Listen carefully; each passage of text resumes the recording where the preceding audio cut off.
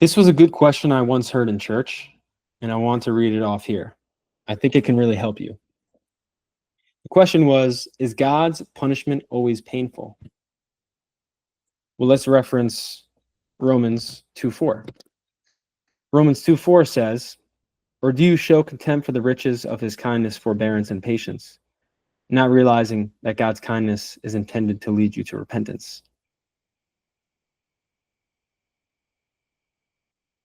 God's kindness, his grace and mercy, can lead us to repentance, and that humility can bring us closer to him. It goes on to say here in the notes I have, "Can't you see how kind he has been to give you time to turn away from your sin?" God can punish anyone he needs to at any moment in time because he is just to do so, because anything that lives outside of him that is not love and truth and light, he can diminish. Who are we to question that? He's a just God. And so there's a difference between God disciplining his children and God punishing unbeliever.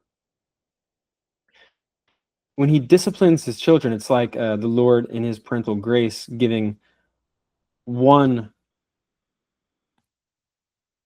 the instruction and teaching to be made right. And sometimes he'll even give them over to their pleasures to show them how useless and not valuable it is compared to him and his plan.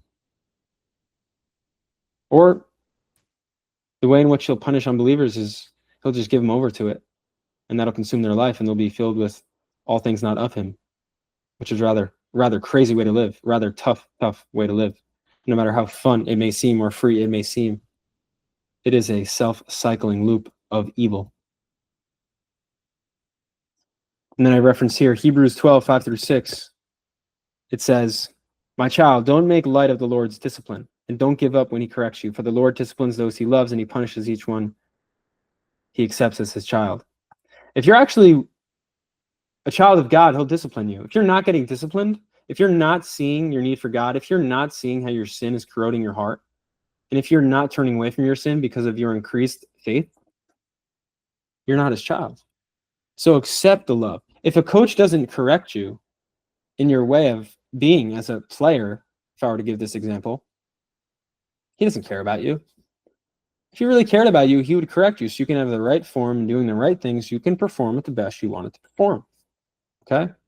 So be careful what you ask for, because God will give you what you want. If you really say, "God, I want to be made righteous," he'll correct you and discipline you if you're his child. If you're truly his child and you truly have a heart for him.